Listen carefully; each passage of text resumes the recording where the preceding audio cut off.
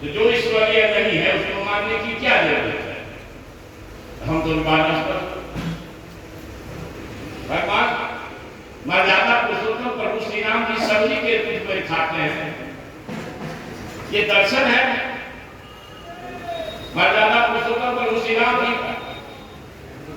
लेकिन सभी का बेटा अगर आदमी मंदिर जाता हो इनकी पढ़ने की बात है। राधा कृष्ण केरल के कैबिनेट मंत्री मंदिर गए तो उनको क्या अपमान झेलना पड़ा? क्या यही सपना था प्रभु श्री राम जी का? क्या यही संदेश है प्रभु श्री राम जी का? तो चंद्रशेखर ने बात कही तो विवादास्पद हो गए। मोहन भागवत ने मेरी बात के समर्थन में 2 बार अपने वक्तव्य को दिया है। आप लोगों के विचार पर छोड़ता हूँ। अखबार हमने लिखते हैं, हमारी हैसियत के नहीं अखबार चलाने।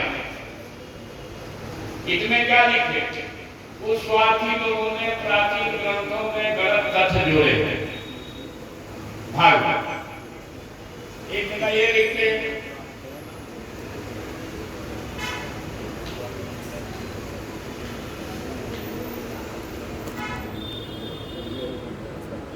दूसरे खबर लिखते हैं भागवत के स्वार्थी लोगों ने ग्रंथों में गलत चीजें घुसा दी है। समीक्षा जरूरी, भरोसा नहीं होता लोगों को, इसलिए अखबार का कदम लेके आए हैं कि कुछ समाज को सत्य का सामना तो हो। समीक्षा जोड़ी, उसी समीक्षा की बात को हम कह रहे हैं। उसी समीक्षा की बात स्वामी प्रसाद गौर जी कर रहे हैं और हमारे पुरखे रामस्वरूप वर्मा जी भी कह रहे हैं कि भाई जो बात गलत है तो गलत है। कम से कम आप लोग पढ़े लिखे इंसान हो, पढ़ के देखो। शेखर ने उस ग्रंथ में कुछ नहीं लिखा है अपनी तरफ से, अर्थ भी उन्हीं का लिखा हुआ है। और फिर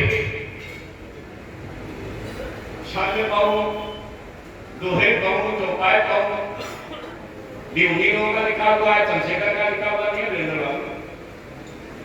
इसलिए जाति भगवान में नहीं, पंडितों की देन है। मोहन भागवत खुद पंडित है।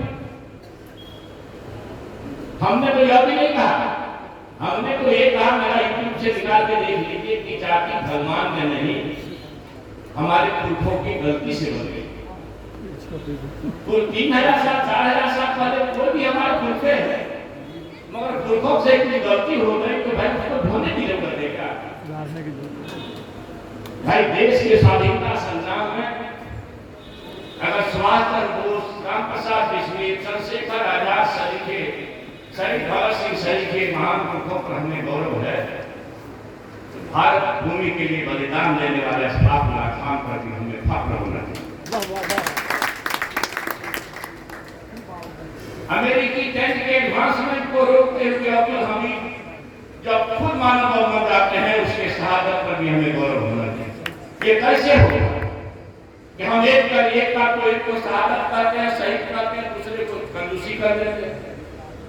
कम से कम ईश्वर खुदा परमात्मा इस बात की इजाजत हमको नहीं देती। और फिर अगर जातियां सही नहीं है तो इसको ढोने की क्या जरूरत है? जो हमारे भारत भूमि के, और मैं कहूं कि 100 वर्ष के अमेरिकी प्रशासन के सर्वेक्षण के दरमियान जो सबसे निचोड़ आया, अकेला भारत भूमि का एक ऐसा महान इंसान, महामानव, संविधान निर्माता बाबा साहब भीमराव अम्बेडकर को सिंबल ऑफ नॉलेज अंग्रेजी में कहते हैं, हिंदी में ज्ञान का प्रतीक कहते हैं। अगर मैं झूठ कहूं, आपके साथ में स्मार्टफोन होगा, गूगल करके देख लीजिएगा। अगर मैं गलत कह रहा हूं तो निश्चित रूप से हम दंड के भागी हैं। क्या बाबू लाठी रखे हुए हैं, हम लोग चलते हैं तो पीठ की शक्ल करके चलते हैं कि कर सकते हैं। मतलब एक ऐसा इंसान अगर प्रभु परमात्मा ईश्वर खुदा किसी जाति के खूटे में बंधे होते तो मनुआ द्वारा छोट बनाए गए सबसे कमजोर जाति में पैदा होने वाले बाबा साहब भीमराव अम्बेडकर इस दुनिया में 100 वर्ष के इतिहास न लिखते और ज्ञान के प्रतीक नहीं कहे। कहां दूसरे को मौका? एक से जो है दूसरे को मौका कहां? जितना पढ़े तो भाई मैं तो कहूँ दीपक बराबर भी पता नहीं, खद्योत बराबर भी हम लोगों को ज्ञान नहीं है, खद्योत बराबर भी हमने रोशनी नहीं है। वीरेंद्र बाबू पढ़े लिखे हैं, ज्यादा ठीक से पढ़े हैं, हम लोग से कमजोरी से पढ़े हैं, यही के अंदर होगा। मतलब एक हिंदुवादी संगठन का सबसे बड़ा आदमी हमारी बात को सच पाता है तो इसके जीत काटने पर कोई 10 करोड़ नहीं, 10 रुपया भी नहीं रखा। मगर क्या कारण है कि चंद्रशेखर कहा दिया कि मेरे जेब की कीमत 10 करोड़ हो, समाज के विचार पर छोड़ता। और मैं पुनः यह बात कहता हूं, असत्य के साथ अगर सत्य खड़ा हो जाएगा तो भारत भूमि कराती रहेगी, कभी भारत माता अपनी पेरियां नहीं तोड़ पाएगी सामाजिक बंधन। इसलिए मैं इस अवसर पर कहना चाहता हूं कि आपकी भूमिका कोई जोर नहीं है, बिहार की भूमिका कोई जोर नहीं है। हमसे अलग एक तक्षशिला विश्वविद्यालय आज पाकिस्तान में चला गया है, वह इतिहास से अलग है। बाकी नहीं तो सारे का सारा गुण जो हमारे विरासत में हमारे पुरखों के अंदर था दुनिया को प्रकाशित करने का, वो हमारे उसी के हम महान पुरखों के महान संतान है। हमारा दायित्व भी बड़ा है। एक चीज बताइए, दुनिया में शायद मेरी जानकारी में कुछ गलत होगा तो दुरुस्त कर दीजिए, दुनिया में मेरी जानकारी में सबसे नियुक्ति पर तोड़ करके मामला निकालिएगा 195 देश ऐसा है जिसको संयुक्त राष्ट्र संघ से मान्यता प्राप्त है। उस 195 देश में जहां हिंदू की जनसंख्या ज्यादा है वो भारत है, नेपाल है ज्यादा है, या जहां कुछ हिंदू लोग ऐसे पढ़ने के लिए हर जगह चले गए, नौकरी पेशा में, वो दीगर बात है।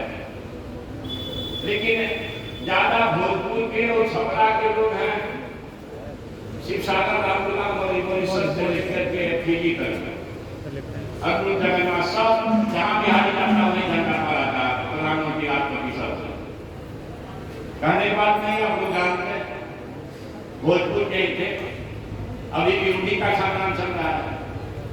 फिजी होगा, मॉरिशस होगा, नेपाल, हिंदुस्तान, बांग्लादेश, पाकिस्तान, कितना हो गए? लगभग 100 के आसपास देश हुए।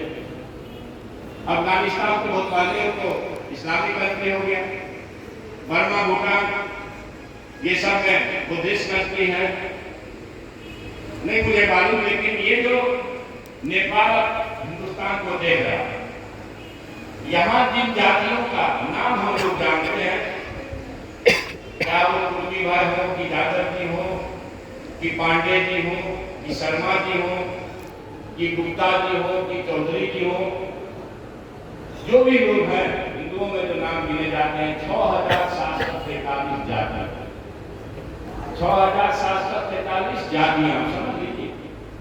सबसे ज्यादा वीरेंद्र पढ़े लिखे हैं, 100 का नाम कहने पर तो पेट खुल जाएगा, याद है 6743 जातियों का क्लस्टर है। और अभी तो इंदिरा अंजना हम कश्यप कर रही थी, हमारे युवा भविष्य बेरोजगारों के लिए हर समय चिंतित तेजस्वी प्रसाद आनंद जो मुख्यमंत्री है पर नेता प्रतिपक्ष से, उनको कह रही थी कब 48,000 जातियां होगी, तो यह 48,000 अन्ना छोड़िए 6743 तो भारत सरकार के बजट में है, 6743 जातियां हैं। मेरी मान्यता है कि 6743 दीवारें आपके बीच में, अगर उस दीवार को न ढहाइएगा, सच न जानिएगा तो भारत भूमि को कैसे विष्णु बनाइए? कोई सूत्र है आपके पास? जाति के नाम पर संस्कार मिल जाएगा, जाति के नाम पर मंदिर में ढूंढने का अवसर न मिलेगा, जाति के नाम पर आगे मान सम्मान की बात चलती हो। आजादी को 100 वर्ष पूरा होने में मुश्किल से 22-23 वर्ष लगा है, बचा है। फिर हम लोग वापस से कहें कि हम महान पुरुष के महान संतान है, तो मुझे तो दिक्कत है, मुझे दिक्कत है, क्योंकि माफ करिएगा मैंने ऐसा विषय चुना प्रभु परमात्मा ईश्वर की कृपा से, जिस विषय में इसी चीज को पढ़ाई है, जीव विज्ञान में जीवों की उत्पत्ति कैसे हुई और फिर मानव का विकास कैसे हुआ, इसी को पढ़ाया जाता है, इसी को जाना जाता है।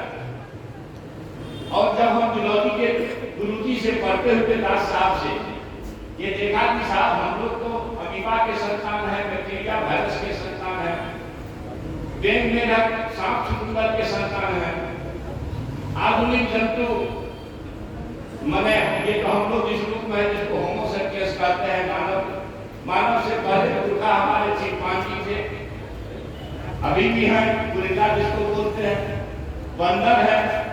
भाई इन जंतुओं में इन जातियों को ढूंढ लीजिए तो फिर मेरी बात गलत हो जाएगी। और अगर ये जाति शक होता भगवान जी इस बीच को लगाए होते, ये जो 4-5-6 देश है इसके सिवा जाति का प्रभाव दुनिया के 188 देश में कहीं नहीं है। गलती हुई है और देश में वन विभाजन है, अमीर गरीब है, कहीं गोरा काला है। हमारे यहाँ हजारों गोरे हजारों काले हैं। इतना बड़ा जातीय विभाजन का बोझ लेकर के भारत भूमि को ताकतवर बनाने की कल्पना को पूरा करना सपना बना। इसलिए जो प्रभु श्री राम ने किया, सब्जी के दूध में था करके दर्शन समाज को दिया कि मैं वैसा समाज चाहता। हम प्रभु श्री राम जी को रूपवती दिखाते हैं मगर उनका क्या करते नहीं है, इसलिए मुझे क्या दिक्कत? आप उनके आचरण को, उनके काम को रूपवती दिखाते हैं।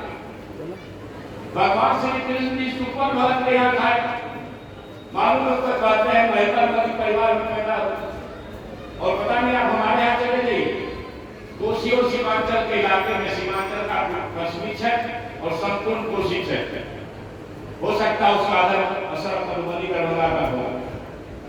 हमारे यहाँ कुल देवता के रूप में बाबा धनराज के साथ ज्योति पासवान की पूजा होती है, स्तुति गाई जाती है, हरिया गांव की स्तुति गाई जाती है, घर घर गाई जाती है। वो जो भवे भजन मेला लगता है, उदय सौ का की स्तुति होती है एक साथ। हरिया गांव, उदय सौ, अंबुमानी, ज्योति पासवान, इनको भगवान ने कहा दिया हाथी छुआ जाता है, धरती छुआ जाता है, पता नहीं इंसान से कहीं हाथी छुआ जाता है, उस पर दिक्कत है।